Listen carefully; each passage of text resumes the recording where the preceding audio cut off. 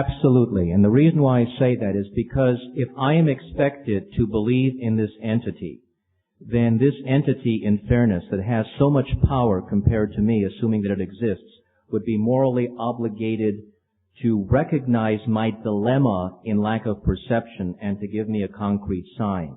This entity, with its omniscience, would have the knowledge to know that with all my struggles in this world, with all my struggles with science and philosophy, I have not been able to see this being, and it would understand that it has to make a greater demonstration of its existence. And so if God created us, now using your hypothesis, if your God exists and is supposedly a God of mercy, then the very act of mercy would entail a manifestation of its being to us so that we could have concrete proof, particularly since, and I still will fight about this, but I still read the New Testament as providing eternal punishment for those who do not accept the gospel of Jesus Christ. And I'm saying if that's the stakes, if even the finest, most selfless people in the world wind up in some kind of eternal punishment if they reject the gospel of Jesus, which I think is fundamentally unfair to do to them, but if that is how it is set up, then I absolutely believe that that God is required to give concrete, manifested evidence of its existence so that we do not make that fatal eternal mistake.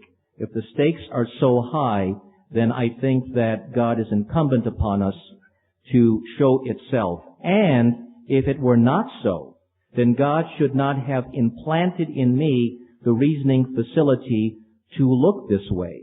If it's not so, God should not have designed my mind in such a way that my questioning of the God's fairness leads me to this doubt. Thank you, Mr. Tabash. Mr. Tabash, would you ask Dr. Bahnsen a question? Okay. Dr. Bahnsen, you didn't exactly answer my question last time, and I choose to repeat it about the biblical claims in the book of Thessalonians, book of Romans, in the book of John, only saying that those who believe in Jesus Christ will have everlasting life. What about all the Auschwitz survivors, like members of my family, who chose not to believe in Jesus or any God after that experience? What about the sincere Buddhist monks who simply have said, yes, I've looked at Christianity, but I choose not to be? Will my mother, an Auschwitz survivor, will the Dalai Lama, will the Buddhists all over the world, will the sincere atheists, will they all wind up in hell? Or what will be the fate of all of us who really say, you know, I simply cannot buy into this and I reject the gospel of Jesus Christ as being mythology? Will we, because the Bible says so, wind up being damned? The answer is yes, you will. Let's explore that just for a moment. In a sense, this question is really a version of the challenge that you offered in your opening statement. If God doesn't appear to me right now, if He doesn't accept my challenge, then I'm not going to believe, and so forth. When you ask, now what will God do when people reject the evidence that He's given of Himself, do not live according to His character, will not accept His offers of mercy and so forth, and despise Him altogether and live unto themselves as though they were God, as though they could issue challenges to Him and say, you meet my criteria, let me play God, and then I'll let you be God after I'm satisfied. When people reject the obvious evidence of God's existence, and it's a rational necessity to believe in Him, to use morality, to engage in scientific inference and so forth.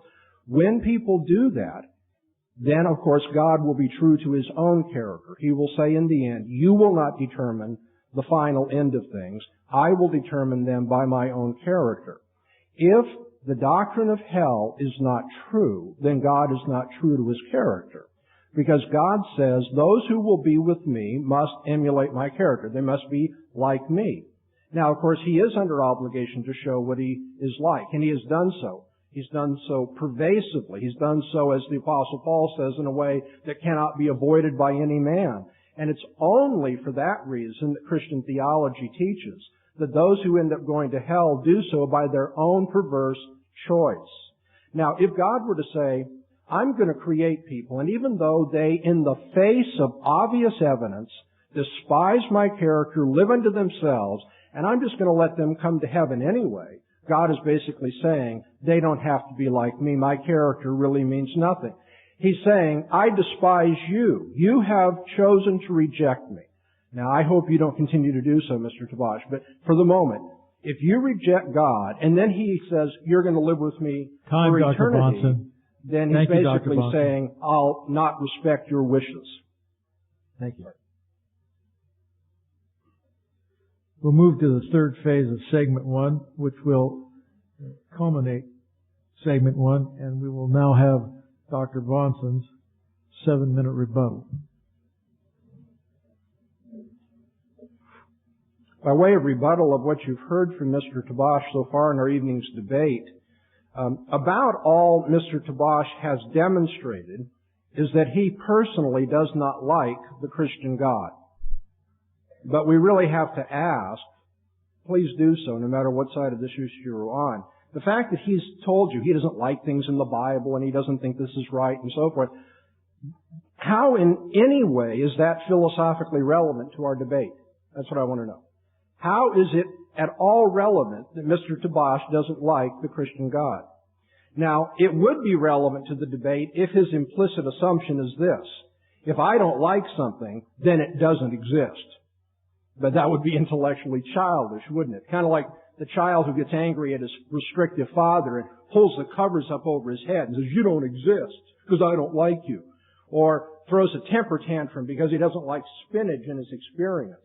And so spinach doesn't exist? I mean, do we really think that way? Do we assume that because we don't like something about God, that He can't be God? Well, if we don't assume that, then actually most of the time Mr. Tabash took was wasted. Because all he's told us is a piece of autobiography. He doesn't like God. I also think, by the way, that he's greatly misjudged and distorted what God says in the Bible. I mean, you present these little events out of context and not telling the whole story. He tries to make God look like a real meanie. But I mean, that's a standard thing. Criminals never think the police have done fair by them. And Mr. Tabash is a criminal in the universe. And when he talks about God, he's going to make him out to be a meanie. There's no doubt about that. You see, the point is, there are people in this world that I don't happen to like one bit. I'm sorry to admit that. I try to love everybody. But there are some people who are real asses, you know? But is the fact that I don't like them one bit affect their reality? It's, okay, you don't exist because I don't like you. I mean, that's about all you've heard. And that's just not philosophically cogent or sound. In the tabloid that was passed out about the debate tonight, Mr. Tabash is quoted in a way that is similar to something he said in the debate already. He says, if the God of the Bible actually exists, I want to sue Him for negligence, for being asleep at the wheel of the universe when my grandfather and uncle were gassed to death at Auschwitz. And let me, before I deal with you as a philosopher, deal with you as a person. I think it's tragic that happened. And I don't want you to think for a minute that it's just a matter of playing debate games that we talk about this. But since you've raised it, I want to respond to that. You have to understand that if the God of the Bible does not exist, you have lost all principled moral complaint about what Hitler did to your relatives. In a godless universe, what one animal does to another animal is ethically irrelevant. For you see, there is no rational basis for moral indignation or outrage in a godless universe. There is no moral obligation. What happens in a world where it's matter in motion just happens, period. You see, we're left on the atheist conception. We're left with Mr. Tabash's feelings, and desires. We're left with his feelings versus the feelings and desires of, say, a Hitler. And neither one of them, in a godless universe, have any more right than the other. Indeed, as a staunch defender of liberalism and a supporter of personal freedom, Tabash really should, in terms of his atheist worldview, defend Hitler's freedom to do whatever he wanted to do. In a godless world, might makes right. Hitler had the might to kill your relatives, and you have no complaint with that. Of course, you really do have a complaint. You refuse to see the foundation of that. I have a complaint, and you should join me in making that complaint based on the character of God. My main point here is that moral absolutes do not comport with a materialistic view of the universe, the atheist view of the universe. It makes no objective sense to call Hitler evil if this is a godless universe. I mean, a certain bag of biological stuff that is subject to the laws of chemistry and physics did certain things to other bags of biological stuff on the atheist universe. There's no moral consideration here at all. Mr. Tabash has used what is often called in philosophy of religion the problem of evil against the Christian worldview. But he has to understand that in order to use that argument from evil, he must first be able to show that his own judgments about the existence of evil are meaningful, which is precisely what his unbelieving worldview cannot do. Logically speaking, the question is how the atheist can make sense of taking evil seriously, not simply as something inconvenient, not simply as something unpleasant, not simply as something contrary to your desires. The moral indignation which we feel about Auschwitz and other kinds of evil in this world just doesn't comport with theories of ethics which atheists espouse, theories which prove to be arbitrary or subjective or relativistic in character upon analysis. Usually, atheists try to argue that evil is based on human reasoning and human choices, and thus, in the final analysis, it's relative to the individual or culture. When the atheist professes that people determine ethical values for themselves, rather than having them based on the absolute unchanging character of God, who's made himself known to all men, the atheist implicitly holds that those who commit evil are not really doing anything evil given the values that they have chosen for themselves. Given the values chosen by Hitler, who can complain? He didn't do anything evil. The atheist must secretly rely upon the Christian worldview in order to make sense of his argument against God based on Auschwitz and other things of that nature. That is to say, anti-theism presupposes theism in order to even make its case. The problem of evil, you see, is a logical problem for the unbeliever, not for the believer. Thank you, Dr. Bahnsen. Mr. Tabash, will you now give us your 7-minute rebuttal?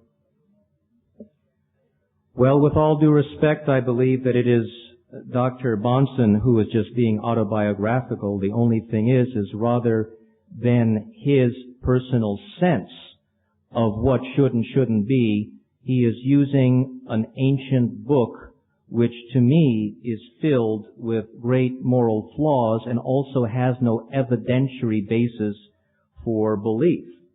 Now, Dr. Bahnsen says that without God, I have no basis for the moral complaint against Hitler. I submit that with God, I have an even greater moral basis because there is an even larger problem, and that is how can an omniscient, omnipotent being that is supposed to be full of mercy and justice sit by while innocent people to the millions are tortured and gassed to death by Nazi Germany. And so, not only that, but if you compound that horror with the fact that the decent people who were the victims of that Holocaust are supposed to, after going through the Holocaust, go into an eternal Holocaust because they didn't accept Jesus, you have the most monstrous conception of God. Now, if I have, or if we as human beings, according to Dr. Bahnsen and other Christian theists, have the intelligence to, in their view, apprehend and understand that the Bible reveals such great moral truths, I submit that we also have the intelligence to see beyond the illusion, to wake up from the myth and superstition and say, hey, wait a minute. What is this God that takes so many decent millions of people, and just because they didn't pray the right way or pray through the right figure, the right intermediary, they wind up eternally damned? What is this God who opens the pit of hell to all those who simply adopted the wrong theology or sincerely adopted no theology? This is not a God that many of us want to worship. And if God is the designer of the intellectual capacities that we all used to analyze issues of philosophy, then God is also unavoidably the designer of the thought processes in my head which lead me to reject the Christian God of the Bible. And so what kind of an impossibly ridiculous being is this to plant in my head the seeds of rejection, knowing that He plans for me eternal punishment because I have exercised the rejection for which He inclined me in the first way by the way my thought processes have been composed. This is a very cynical, dangerous being that makes many of us in such a way that we sincerely can't accept certain postulates and then tosses us into a lake of fire for eternity because we follow those very inclinations which He, the Christian God, Himself, itself, placed in us. This is not a God that's worthy of believing, and it's not a question of whether Dr. Bahnsen's autobiography or my autobiography prevail. It's a question of when human beings collectively look at and analyze what it means by morality, we do have some independent right to assess a situation for ourselves. If the God of the Bible had not stayed the hand of Abraham, and if the God of the Bible had made Abraham kill his son Isaac unto an offering, I think that we should be able to say that that was wrong. When God instructed the ancient Israelites to wipe out to the last breathing person every Hittite without taking into account the innocent children among them to be spared, I think that was a problem. I think that if Sodom and Gomorrah story is true, that it is not possible that there wasn't some innocent children in either of those two cities who didn't deserve to survive, even if the adults were irremediably wicked.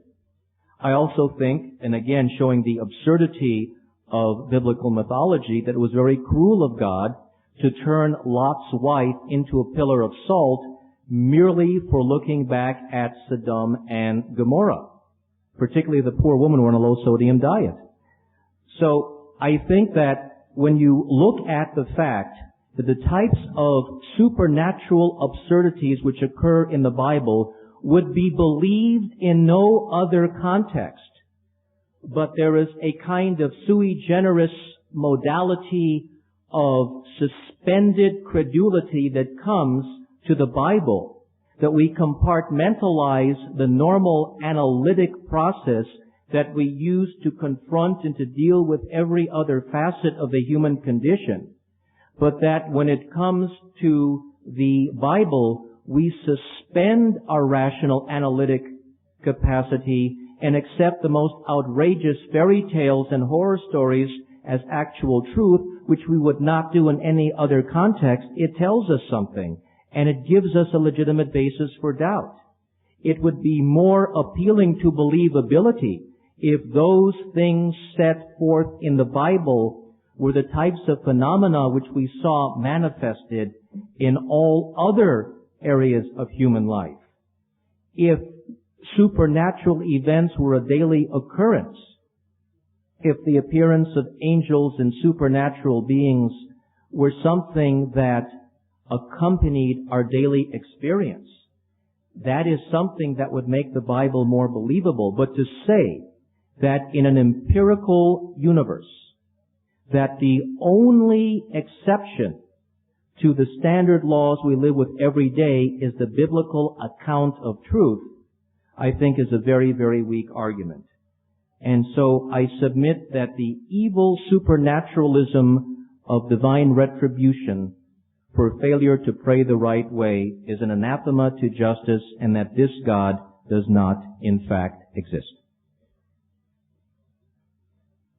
Thank you, Mr. Tabash. We will now have a 3-minute intermission. During this intermission, if you feel like you'd like to write down a question for Dr. Bahnsen and Mr. Tabash, would you please write it down and pass it to the center aisle, and we'll have ushers collecting them.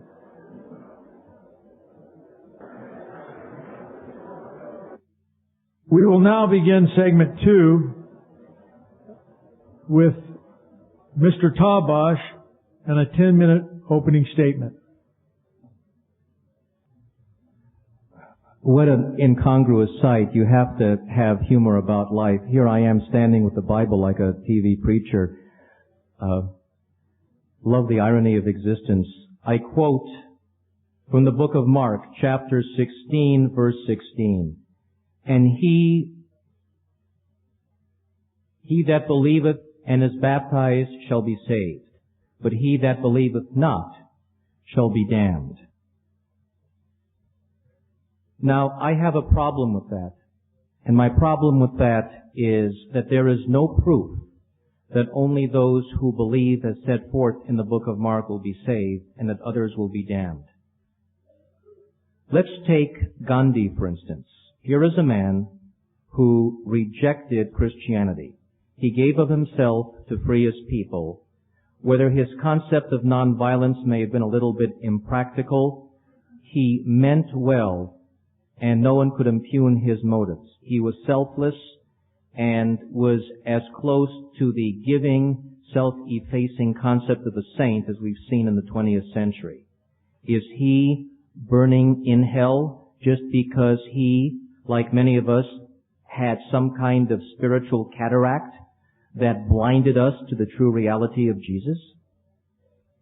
Is Mahatma Gandhi in hell because for all his good works, he didn't accept the gospel of Jesus? Is the Bible reliable when the first gospel wasn't even written until about 75 AD? When in the sacking of Jerusalem in 70 AD, a lot of records were destroyed? When the earliest fragment we have of a biblical text, and we have none signed by the authors themselves, was a few pieces from the book of John in anywhere between 135 AD and 150 AD, more than 100 years after Jesus.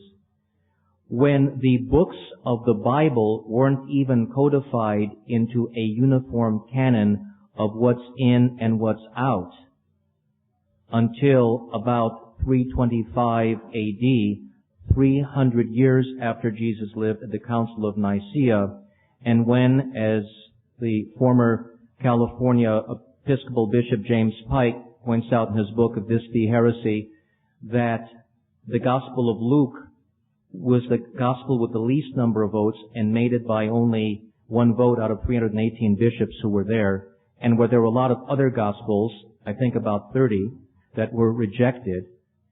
And we looked at the Bible according to the finest scholars in Old Testament Bible study, began to be written, the Old Testament, about 1350 BC, and was not, in fact, according to the modern biblical scholars and even the Orthodox rabbis who believe in the inerrancy of the Old Testament, was not codified until about 250 BC. We see even the Old Testament was written by a span of over 1,000 years. How could it be that in over 1,000 years, not one word of mistake crept in when you had a primitive society with none of the modern stenographic capacities that we have today? There was no ancient Israelite equivalent of a word processor. There were no Xerox machines. There was no verifiability. Superstition was rampant. How can the writings of a primitive society supersede the rational facility of a modern society? How can we as modern human beings on the cusp of the 21st century be the philosophical and moral prisoners of ancient, unprovable superstition? If, in fact, the Bible were true, then I would recommend that God do what we do with our law books every year. Update them. File updates, revised editions. Deal with the problems of modern technology. Deal with the problems of pollution. Deal with problems which we know very well were not even anticipated by the biblical authors. But let us not take a book that was frozen in time 2,000 years ago and claim that it, many times just speaking an obscure parable, carries with it eternal truth that holds for today without error or without mistake. So I think that contrary to Dr. Bahnsen's contention, that I respectfully submit that it is perfectly rational of people like me to reject the inerrancy and the metaphysical literal truth of the Bible. And if for some quirky method of historical fact it's true that every word in the Bible magically is true, it is a truth so preposterous that those of us who can't accept it should certainly not be punished for our failure to so accept. And if Dr. Bahnsen feels, and another distinguished Christian philosopher, J.P. Moreland, feels that he's had direct contact with Jesus, that he has met Jesus, and has been convinced internally of the certainty of Jesus' divinity, why can't the rest of us have that same internal certainty of a more universal benevolence? Why is it less logical or less compelling by our sensory perception experience of the world to say that even if there is a God, this God will accept all of us based on our goodness and not punish us just because we don't worship Him in the right fashion? What if we turn around and postulate a God of the 21st century who says, you are all my children and all I want you to do is love each other. That is how you worship me, but I don't need to be prayed to directly. And if you happen to like Muhammad better than Jesus or Buddha better than Jesus, it's your choice. I just want you to be good to each other because you're my children. I would say that that is an even more plausible concept than the Christian deity. It is a more magnanimous concept. And I don't believe that I am precluded from superimposing my own value system of magnanimity and morality just because I reject the Bible. See, Dr. Bahnsen sort of begs the questions. He initially begins with the fundamental premise that the Bible is true or that the proofs in it are already established and that those of us who don't see those proofs have a severe kind of spiritual blindness. And he doesn't accept the fact that there are compelling reasons to reject the dictates of the Bible. And he doesn't accept the fact that there is a common sense, self-evident, compelling notion that beautifully justifies the idea that a true God would not have such an exclusive country club of either you worship Him the right way or you get punished. So I think that if we're talking deities here, that I can come up with a much more divine, true, just, merciful concept of God than the biblical God who punishes us for rejecting its existence. But what about the argument from design?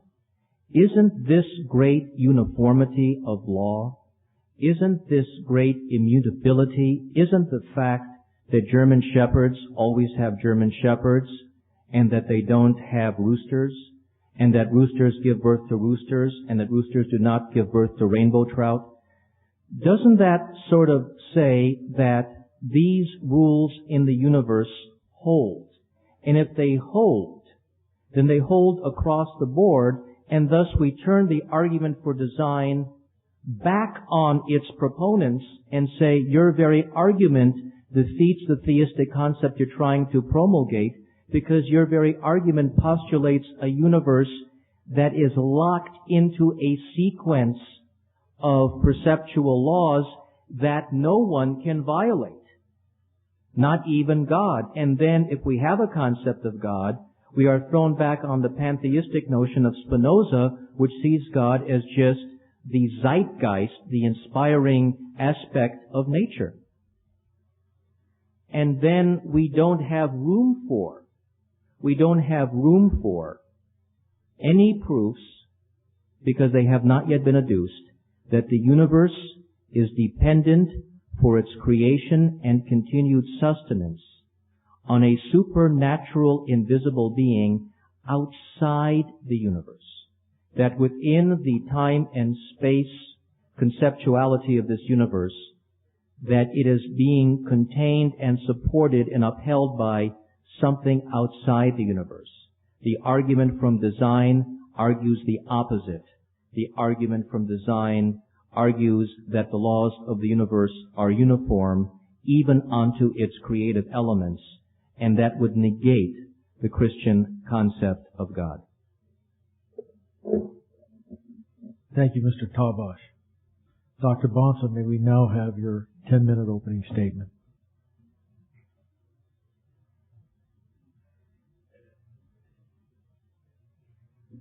I have a great appreciation for my opponent's feistiness, that he wants to continue to show, he has this sharp tongue and can issue these challenges to God and so forth.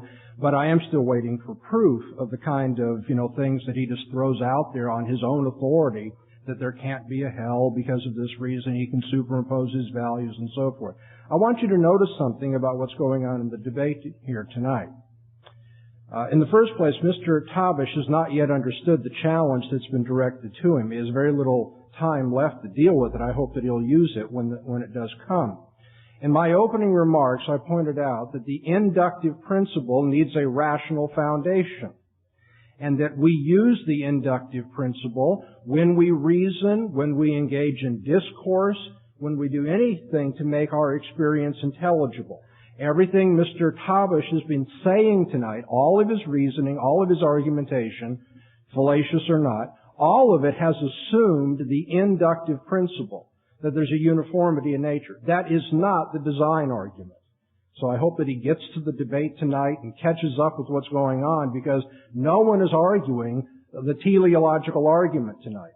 Your opponent is arguing that those who argue against the teleological argument and those who argue in favor of it, those who argue against God and those who argue for God, everyone who argues assumes the uniformity of nature in the inductive principle, and we haven't been given a rational foundation for that. In fact, the inductive principle is contrary to the atheist view of the universe. So atheists continue to reason, continue to draw on past experience and to draw conclusions from past connections and that sort of thing, and yet have the right to do that. I'm just waiting for an explanation. It hasn't been given. When you appeal to sensory experience, you beg the question. By the way, better atheist philosophers than Mr. Tabash have already pointed that out. Hume and Bertrand Russell both pointed out you can't appeal to experience to prove the uniformity of nature. Why? Because the appeal to experience already assumes the uniformity of nature. Now, as you consider the background worldviews of atheism or Christian theism, I want you to observe that the life of the atheist is riddled with inconsistency and thus is exposed as being utterly irrational. Atheists will presuppose human dignity and attend the funeral of a friend or to honor a relative, even a child with Down syndrome, but then they will turn around and argue that man has no dignity, is no different than any other product of evolution, like a snail or a dog or a horse. I don't see how they bring these two things together. The atheist will insist that man is nothing more than a complex of biochemical factors controlled by the laws of physics.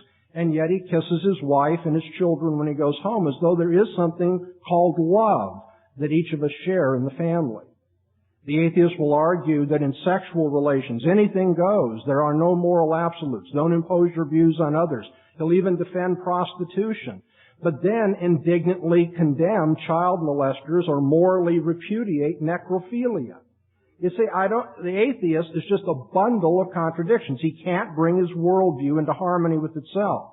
He'll suggest that things which happen in the universe happen randomly. It just is that way, arbitrarily. Talk about primitive thinking. That's far more primitive than anything you can find, even in the time the Bible was written. It just happened.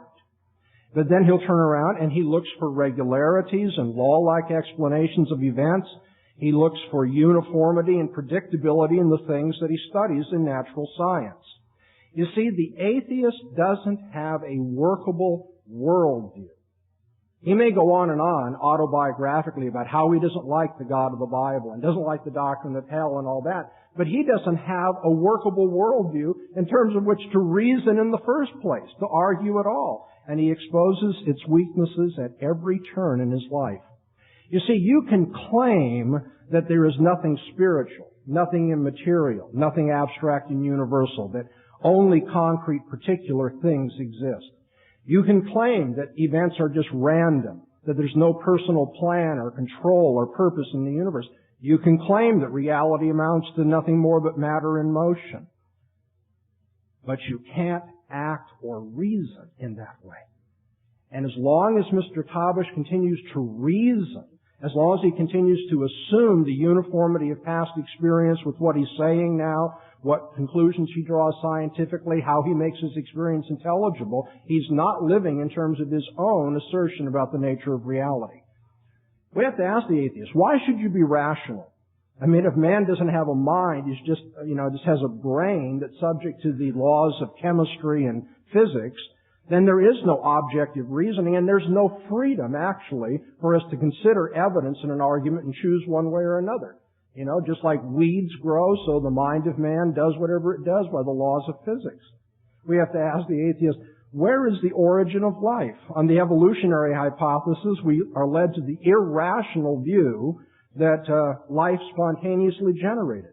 And yet science today, all of biological science, proceeds on the opposite assumption, that spontaneous generation is wrong, as a matter of fact. No matter how much you tinker or work with a cake mix, you're not going to get the cake mix to make a political constitution. No matter how much you tinker with the cake mix, you're not going to get it to make a dream of a spring day. Why is that? Because the elements of a cake mix have nothing to do with what we're talking about when we talk about political constitutions and dreams and so forth. These are different kinds of things. Similarly, inorganic matter doesn't, by a mechanical reconfiguration, give rise to organic things. That kind of thinking is mythical. It's going back to the days of alchemy.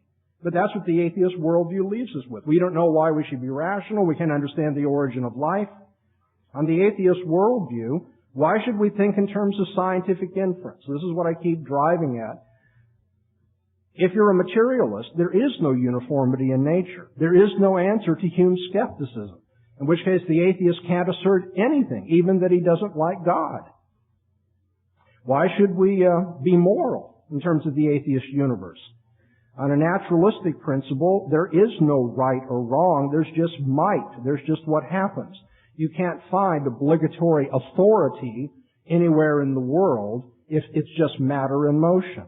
You see, the atheist just cannot answer the tough questions of philosophy. He cannot make intelligible use of his rationality, of scientific inference, of moral obligation. Now, of course, some atheists will say, well, we don't need to answer that. Reality is simply this way.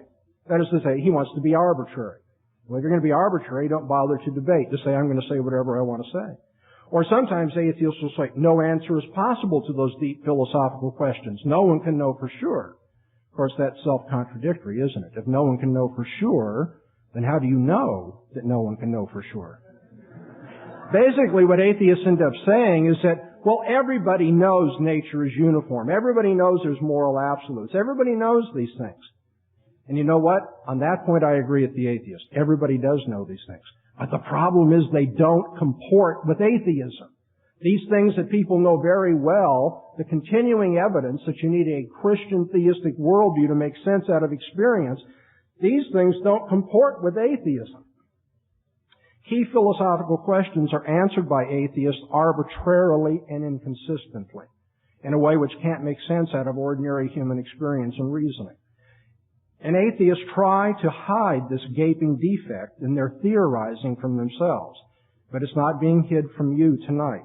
I want you to consider a parallel. A person who were to come tonight and argue no air exists continues to breathe air, doesn't he, while he argues.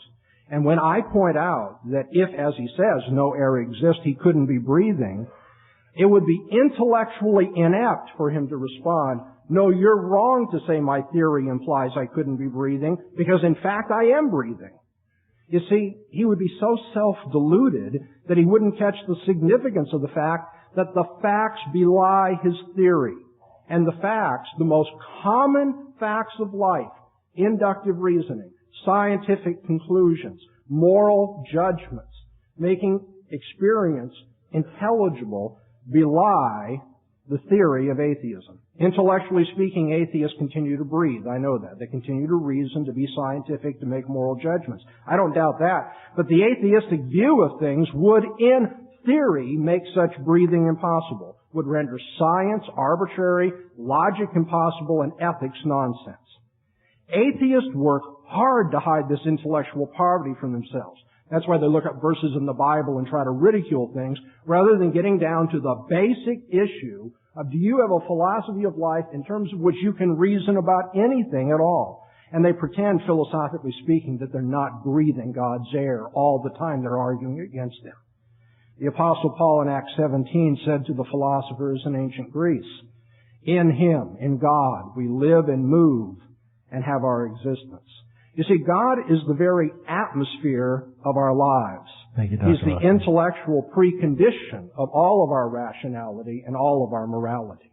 Thank you, Dr. Bahnsen. We'll now move to phase 2 of segment 2 with cross-examination, and the first question will be asked by Dr. Tabash. Excuse me, Mr. Tabash. 2 questions each? Back and forth, same as this? Yes, sir. Okay. Dr. Bahnsen, my challenge to you is, I accuse you of conducting this debate as if it's already a given that the Bible, written over this span of more than 1,000 years, absolutely contains no error whatsoever, and that magically, unlike any other book in human society, that the Bible, when it speaks to supernaturalism, is correct, that everything else is incorrect, and notwithstanding the murky mists of authorship and the ancient antiquity of many books of the Bible, that not one word in it is a mistake. How do you defend rationally your claim of absolute biblical inerrancy so that we can be sure that the Bible is the highest manifestation of divinity we have in written form? There's a very strange form of reasoning that goes on when Mr. Tabash speaks this way. He wants to know how it could possibly be in an ancient primitive book that there is just no mistake whatsoever. How could it be so unique and so different? God, what have we forgotten here? What is the claim? Now, I'm not saying it's true in this, but to answer this question, what has my opponent forgotten? He's forgotten that on the Christian claim, the Bible is inspired by an all-knowing, sovereign, eternal God, and that therefore God is able to bring it about even through alleged primitive people, that no mistake is made in what he says.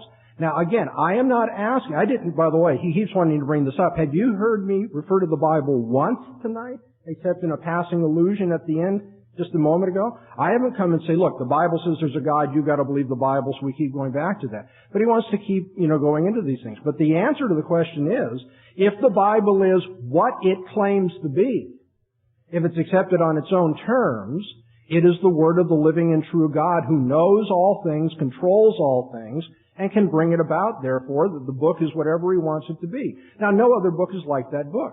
Christians are not embarrassed by that claim. They think that's one of the things that, sets forth their faith to the world. No other faith, not the Hindus, not the Muslims, no one has a book like that. In fact, there's only one or two other claims that even come close to that claim. But if the claim is true, the answer to your question should have been obvious to you before you came to the debate tonight. It's God's Word through the words of men. And as God's Word, it's without error. Thank you, Dr. Bahnsen. Dr. Bahnsen, would you please ask your question to Mr. Tabash? I heard you refer, Mr. Tabash, during your second speech tonight, of compelling proof that the Bible is erroneous about its doctrine of hell. And in the process, you spoke of your right to superimpose your own values. Now, I'd like you to explain to me, because I guess I'm busy up here trying to write and take notes. I missed that somehow. I heard you say you don't like it. I heard you ridicule it. I heard you say all sorts of things to appeal to, the audience to say, oh, you're not going to like this either. But could you please tell me now what the compelling rational proof is that the doctrine of hell is mistaken? Repeat the proof, not just your ridicule. The proof is the same as my ridicule of the concept that there are gremlins on Venus studying Hegel at this very moment. When someone asserts the supernatural preposterous, the burden of proof is on them. I don't have to prove that there are not flying saucers resting atop this building right now. There may very well be. I don't have to prove that they're not, because it is outside the sensory, scientific, and empirical experience. And so what I am saying is that as a rational human being, I have a right to look at an ancient writing that has no verifiable evidence of divine inspiration and say that it's entirely harsh and unacceptably cruel eternal punishment just for mistakes in theology is something so cruel that to accept it violates every common sense notion of morality. And what I'm saying is a double-edged sword, that if I as a human being do not have the rational capacity to look to this biblical account of hell and say this is a moral obscenity, then human beings wouldn't be able to look to it and say this is justifiable. Even those who say that the Bible's eternal sentence upon non-believers is justifiable are making a recourse to their own reasoning power to make that claim of support for the Bible. And I'm saying that it is, in terms of basic justice and mercy, that the concept of eternal punishment for merely a mistake in philosophical thinking, if the Bible happens to be true, is what we would call cruel and unusual punishment, and punishment disproportionate to the crime. Thank you, Mr. Tabash. Mr. Tabash, would you please ask your question to Dr. Bahnsen? Yes, of course. No, I'm supposed to ask. I'm sorry? You just answered. Now you ask. Who? You just answered the question. Right. Now I asked. That's what I said. Yes, that's what I said. Okay. I got. Didn't I? Did I say that? Now, Dr. Bahnsen, you said that Christians believe that the Bible is inspired by God. And you said that the way that such a supernatural event could happen as a book written over so many centuries could be infallible is because of the guidance of the divine creator. Let me ask you then, what is the proof? I want to put you to the proof that the Bible is inspired by God and that everything God wished to say to humanity is contained in the Bible, and that, in fact, that divine inspiration resulted in a book without mistake. What is the proof of that? Okay, let's remember. I'm going to answer your question. Along the way, let's remember that you are supposed to be showing that God doesn't exist. I'm to show that God does exist. You're now asking to debate a theological point about the inspiration of Scripture. And I'm glad to meet you at whatever level you wish to. But let's remember that what we are ultimately going to have to deal with is worldviews. In terms of the Christian worldview, the proof that the Bible is inspired is rather clear. God himself makes this claim as a self-authorizing claim. He identifies his own word and says Those who reject His Word are reduced to foolishness and absurdity in their reasoning, because they cannot make sense out of the world in which they live. They cannot make sense out of morality, cannot make sense out of rationality, cannot make sense out of science, cannot make sense out of human dignity, cannot make human experience intelligible. So God, on His own authority, reveals His Word. Now, this is the Christian theory here, and no one's asking you to accept it. That's not what we're debating tonight. But you ask this question, and it should be obvious that within the framework of Christian reasoning and philosophy, the Bible has that ultimate authority, and those who reject it, this is what I'm telling you tonight in terms of my argument, those who reject it are reduced to absurdity. And so the proof that the Bible is the Word of God is not only that it makes that ultimate claim, and it verifies it in that all who reject it cannot make sense out of science, morality, and so forth. They are, as the Bible puts it, fools. Not in the name-calling sense, in the descriptive sense that they are mentally dull and refusing to take what is obvious to everybody and draw out the conclusions and worship God in the way that they should. As Paul says in Romans, the 1st chapter, God has made Himself known to all men so that they are without excuse. But they suppress that truth in unrighteousness, they rebel against Him, and their reasoning is made futile as a result of it. And what I'm showing you tonight is that your reasoning is futile. It's philosophically arbitrary. Thank you, Dr. Bahnsen. Dr. Bahnsen, would you ask? Now I do get a question. Yes. Okay. Sorry about that. Excuse me. Mr. Tabash, the first time you said this in your lecture, I kind of passed over it because I didn't really think you wanted to assert something that is so philosophically preposterous. But you've come back to it so many times, I'm now going to use my fourth question and ask you it. You keep referring to things which are outside sensory experience being unproven. So that if you can't see something, if you can't observe it, then you can't know it. And so my question is, if you are working on the assumption that all knowledge is based upon empirical experience, is your thesis that all knowledge is based on empirical experience itself based on empirical experience? Is that an observational claim? On what basis do you know that all knowledge is limited to what you can physically encounter in the empirical world? Because I don't restrict all knowledge to what I can encounter in the physical world. I restrict it to all knowledge that can be by inference derived from the empirical world.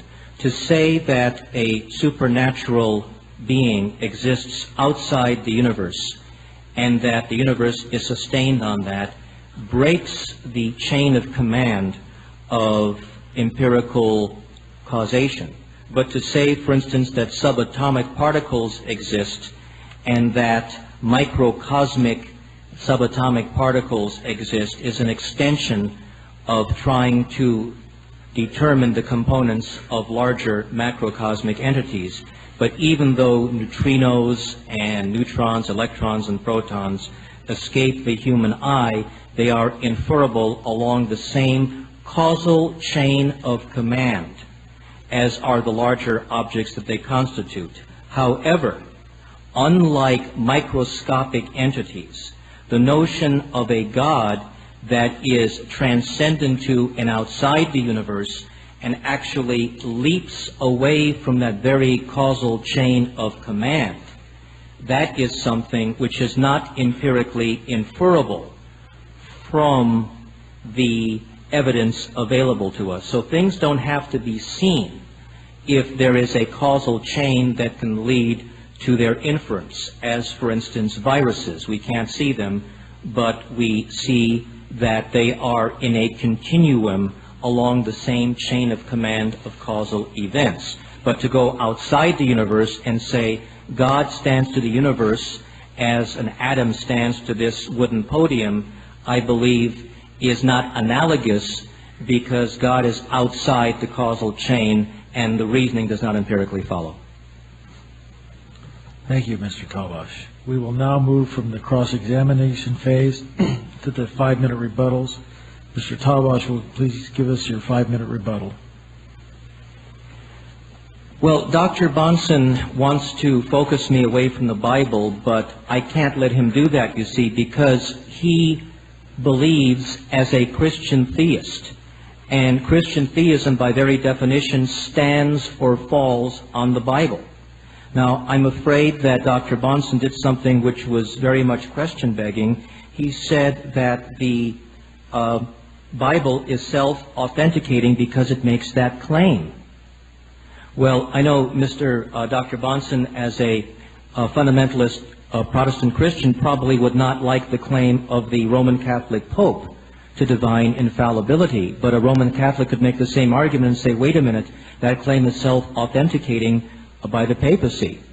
Also, a few years ago on Sunset Boulevard in West Hollywood, a guy came down from the Hollywood Hills carrying a sign saying he was the Messiah. And he was very entertaining, and I walked up to him and I said, what proof is there? And he says, because I say so. So if all you have to do to claim divine authority is to write in a book of antiquity that you in fact are the Word of God, then anybody could lay claim, and here's the point, everybody's claim would be as valid as anybody else's claim.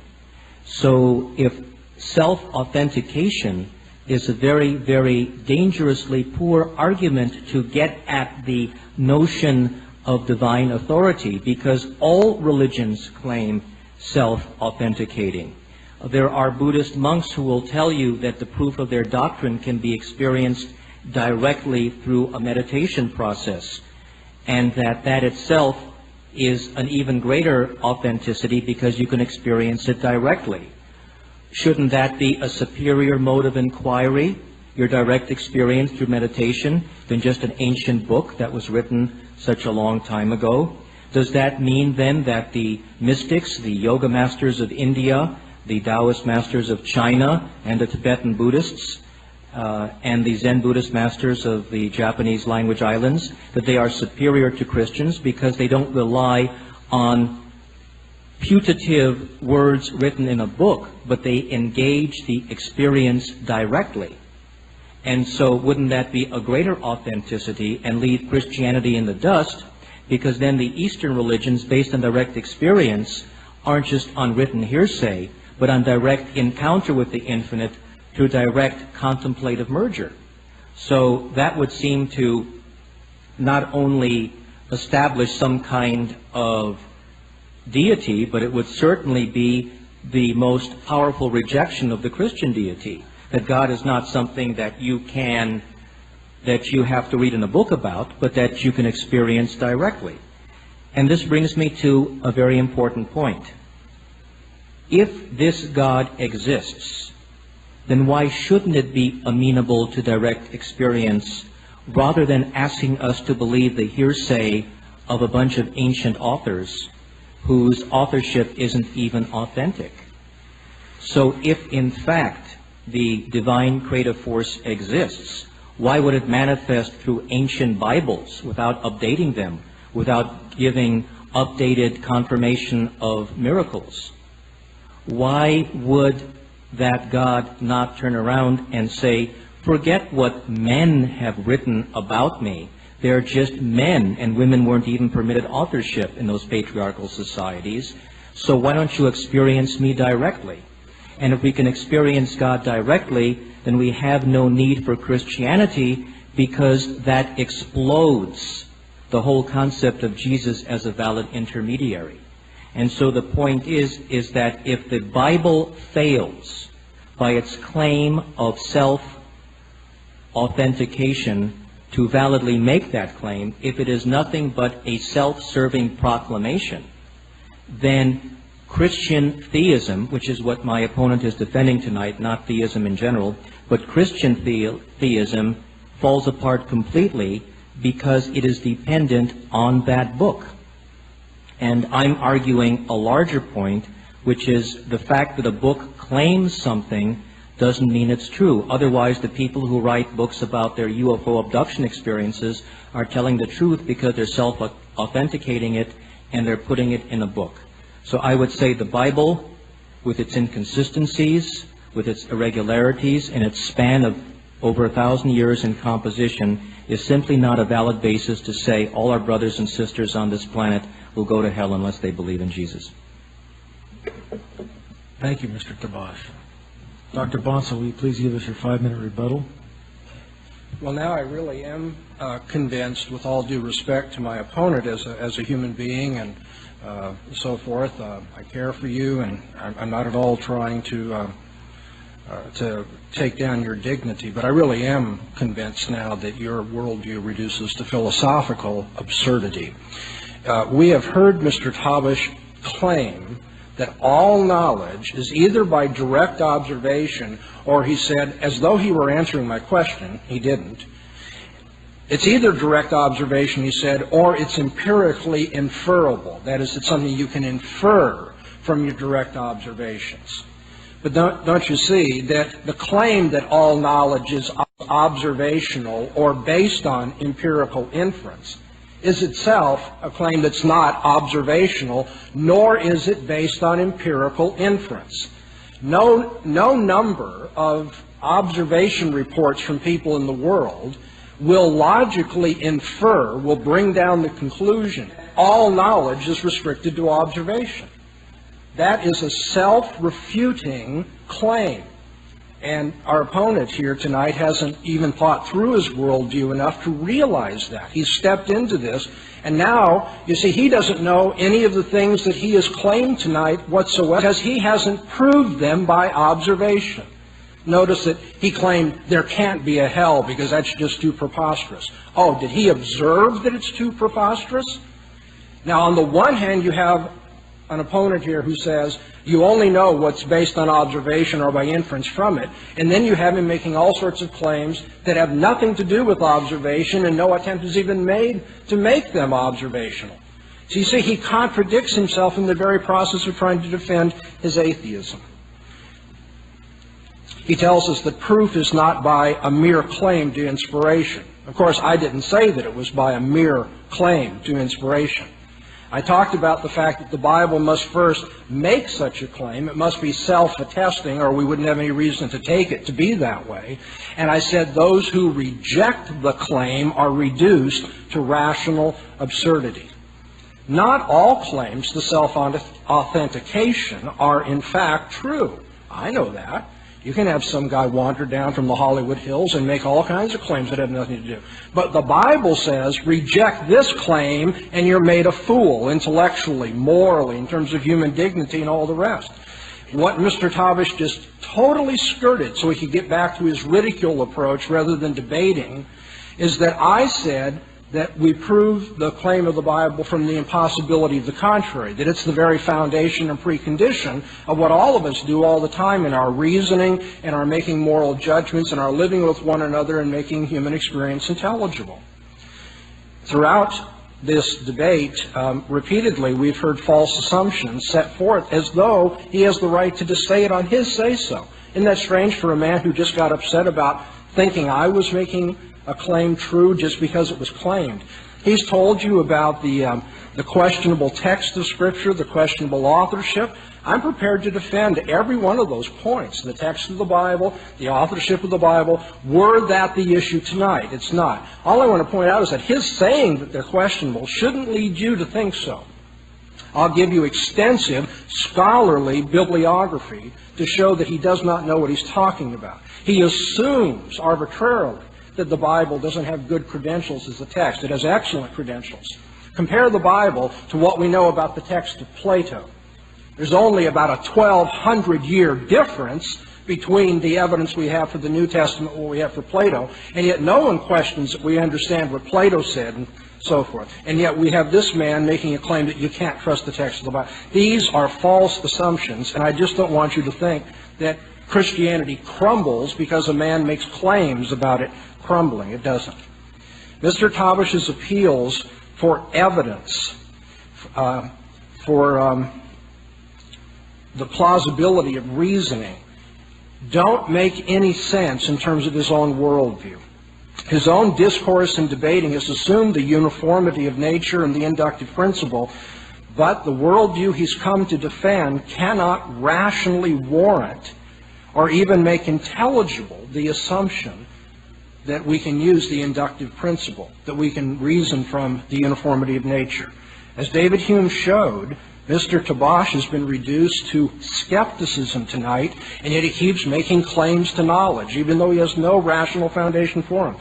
By continuing to implicitly use and affirm the principle of uniformity, even though his most distinctive and crucial presuppositions can't rationally allow for that affirmation, his engaging in debate has become its own refutation.